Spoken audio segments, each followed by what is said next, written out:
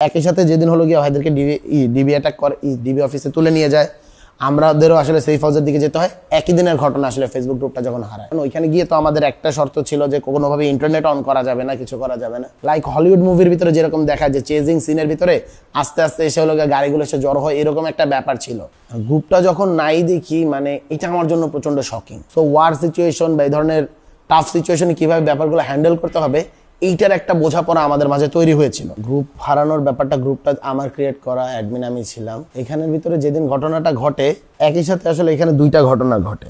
ওই দিন হলো গিয়ে তার ঠিক আগের দিন আর কি, বা ওই দিনই আসলে যদি আমরা দুপুরের কথা বলি, আমাদেরকে যেদিন আসলে হলো গিয়ে ওই যে কুয়েত মৈত্রী হসপিটালের ভিতরে আটক করে এবং যেখান থেকে আমাদের আসলে সেফ হাউসের দিকে যেতে হয় আর কি। পরবর্তীতে আন্দোলনটা আসলে আমাদের লিডে চলে আসে, ভাইদেরকে হলো ডিবি অফিসে নিয়ে যায়, আমাদেরকেও নিয়ে যাবে, এরকম একটা ভাইব।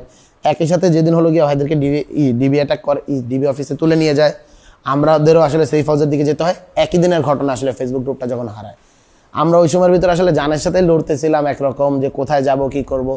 তখন একজন আমাদের হলো গিয়া বড় ভাই আনাফ সাইদ খান, উনি ঢাকা বিশ্ববিদ্যালয় ছাত্র অধিকার পরিষদের সেক্রেটারি ছিলেন, নির্বাচিত সেই সময়কার। পরবর্তীতে তিনি ছাত্রশক্তিতে আসেনি, বাট আমাদের পেরিফেরিতে ছিলেন। আমার খুব কাছের বড় ভাই, উনি হলো গিয়ে আমাদেরকে একটা কন্ট্যাক্ট নম্বর দেন মুনতাসির রহমান নামের একজন ভাইয়ের।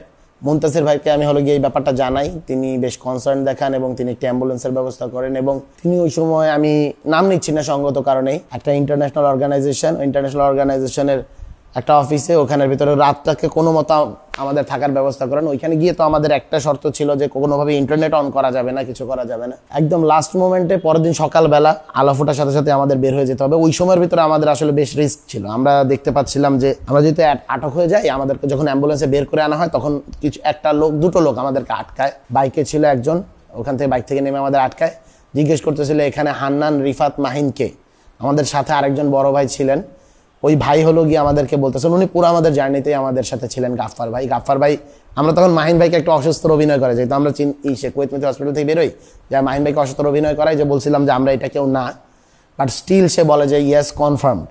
মানে কনফার্ম বলার পরতে আমাদের পেছনে, আমাদের অ্যাম্বুলেন্সটা যখন একটু সামনের দিকে আগায়, গেট থেকেই, কুয়েত মৈত্রী হসপিটালের গেট থেকে দুটো বাইক এসে আমাদের সাথে পেছনে আসে। একটু সামনে যেতে আমরা দেখি যে একটা গাড়ি, তারপর আরো একটা গাড়ি, তারপর এরকম 2টা 3টা 4টা গাড়ি। লাইক হলিউড মুভির ভিতরে যেরকম দেখা যায় চেজিং সিনের ভিতরে আস্তে আস্তে এসে হলো গাড়িগুলো এসে জড়ো হয়, এরকম একটা ব্যাপার ছিল। তো ওই সময়ের ভিতরে আমাদের আসলে সেফ হাউসটা কোনটা বা কোন জায়গায় গেলে আমাদের আসলে এই মুহূর্তে অ্যাটাক করতে পারবে না, বা কোনো প্রকার অ্যারেস্ট বা ধরে নিয়ে যেতে পারবে না, গুম করে ফেলতে পারবে না, এরকম একটা চিন্তা ভাবনা ছিল।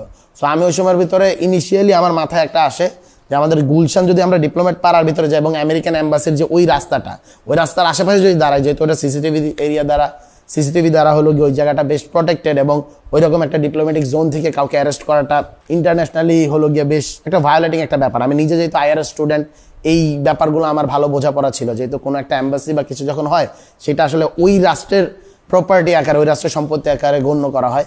সো এই ব্যাপারগুলো আমার মাথায় থেকে আমি আসলে ওই জায়গাটা পিক করি। তখন ওই মুনতাসির ভাইকেও জানাই, মুনতাসির ভাই একটা ব্যবস্থা পরবর্তীতে করে দেন আমাদেরকে, ওখানে আমরা রাতে থাকি। সকালবেলা যখন হলো গিয়ে আমরা বের হবো, তার 10 মিনিট আগে আমরা বলছে যে নাও তোমরা হলো গিয়ে ওয়াইফাই বা হলো গিয়ে ইন্টারনেটটা অ্যাক্সেসটা ব্যবহার করতে পারো। তো আমরা যখন ইন্টারনেটটা ঢুকি দেখি যে ফেসবুক আমাদের গ্রুপটা নাই। গ্রুপটা যখন নাই দেখি, মানে এটা আমার জন্য প্রচন্ড শকিং, কারণ আমি গ্রুপটা খুঁজছিলাম, করতেছি, এই গ্রুপটা না থাকলে আমি কানেক্ট করবো কার সাথে, কমিউনিকেট করবো কার সাথে। সো এই যে সোশ্যাল মিডিয়া হারানোটা একটু ভয় ছিল। তারপর আমরা 2-4 জনের সাথে যোগাযোগ করি, যারা হলো গিয়ে আমাদের এই ব্যাপারগুলো হেল্প করতে পারবে, মানে যারা আইটি এক্সপার্ট আর কি। মেটাকে জানানো হয়, কেউই আসলে হেল্পটা করতে পারেনি। বাট ফান ফ্যাক্ট ইজ, আমার নিজের অ্যাকাউন্টটাও তারা হ্যাক করেছিল ওই সময়ের ভিতরে। মানে অদ্ভুত হলো যে এটা মনে করি যে আমি লাকিলি, আমার নিজের যেহেতু একটু আইটি নিয়ে একটু টুকটাক বোঝাপড়া ছিল, আমি নিজে আমার অ্যাকাউন্টটাকে রিকভার করতে সক্ষম হই। আমাকে অ্যাডমিন রেখেছিল এবং আমার আইডি দিয়ে উল্টাপাল্টা পোস্ট করা শুরু করেছিল তখন। তো আমি নিজে আমার যখন অ্যাকাউন্টটা রিকভার করতে সক্ষম হই, আমার ফার্স্ট হলো গিয়ে আমি আমার অ্যাকাউন্ট থেকে অন্য যতগুলো অ্যাক্সেস সবগুলো রিমুভ করে দিই, এবং ঢুকেই সাথে সাথে অন্য যতগুলো নতুন অ্যাডমিন তৈরি করা হয়েছে, যারা হলো ফেক, যারা হ্যাক করেছিল, তাদেরকে রিমুভ করে দিয়ে, যেহেতু আমার অ্যাকাউন্ট একবার হ্যাক করা হয়েছে, তারা জানে যে আমার অ্যাকাউন্টটা আরেকবার কিভাবে হ্যাক করা যাবে। আমি আমার এই অ্যাকাউন্টের অ্যাক্সেস বিদেশে থাকে এরকম 2-1 বড় ভাইয়ের কাছে দিয়ে, আবার ওই সেই আহনাব ভাইকে বলি, আহনাব ভাইয়ের হাতে ইনিশিয়ালি দিয়ে আমি বের হয়ে যাই।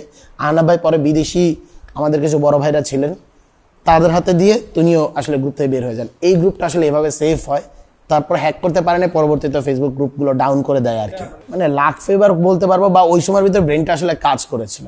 এই কাজ করার পেছনে আমরা বলবো যে সৃষ্টিকর্তার যেরকম সহায়তা ছিল, সেই সাথে আমাদেরও ওই যে বললাম যে প্রেশার সিচুয়েশন হ্যান্ডেল করার অবস্থা ছিল, এবং আমরা ওয়ার স্ট্র্যাটেজিগুলো নিয়ে বেশ ভালোভাবে লেখাপড়া করতাম। বিশেষ করে সানজো বা কটিলিয়া এদের বইগুলো আমরা বেশ ভালোভাবে পড়েছি, এবং এটা নিয়ে হলো গিয়ে আমরা পাঠচক্রগুলো করতাম, রেগুলার ডিসকাশন করতাম। সো ওয়ার সিচুয়েশন বা এই ধরনের টাফ সিচুয়েশনে কীভাবে ব্যাপারগুলো হ্যান্ডেল করতে হবে, এইটার একটা বোঝাপড়া আমাদের মাঝে তৈরি হয়েছিল। সো এই জন্য, এবং আরও একটা জায়গা থেকে বলবো যে যে ব্যাপারটা আসলে আমি বিশেষ করে ঐশ্বরিক, আমাদের ভাই ব্রাদারদের যে কমিউনিটি একটা বাসা থেকে একসাথে থাকা, খাওয়া, চলাফেরার জন্য তৈরি হয়েছিল, একসাথে মুভমেন্ট করা, একসাথে জেল খাটা, একসাথে, ওই সময় আমরা খুব অভাবের মাঝে ছিলাম আর কি। সো ওই অভাবটাও একসাথে ভাগাভাগি করে নেওয়া, একজনের খাবার হয়তো দুজন ভাগাভাগি করে নেওয়া, 1 কাপ আমরা 3 কাপ চা 2 কাপ চা 3 ভাগে ভাগ করে নেওয়া, এরকম অনেকগুলো ঘটনাই আসলে আমাদের মাঝে রয়েছে আর কি। সো এইগুলো আসলে ছিল। সো এর ফলে আমাদের মাঝে একটা টেলিপ্যাথিক যোগাযোগ তৈরি হয়েছে, যে আমরা বুঝতাম যে কে কিছু করতে চাইলে আমরা বুঝতে পারতাম যে সে ওইটা বলতে চায়, তখন আমরা এই কাজটা আগে ভাগে করে ফেলতাম। আমরা বুঝতাম যে একজন আরেকজনের আর্জ কি, এই কাজটা আমরা করে ফেলতে পারতাম। এই জিনিসটা আমাদের মাঝে হয়েছে।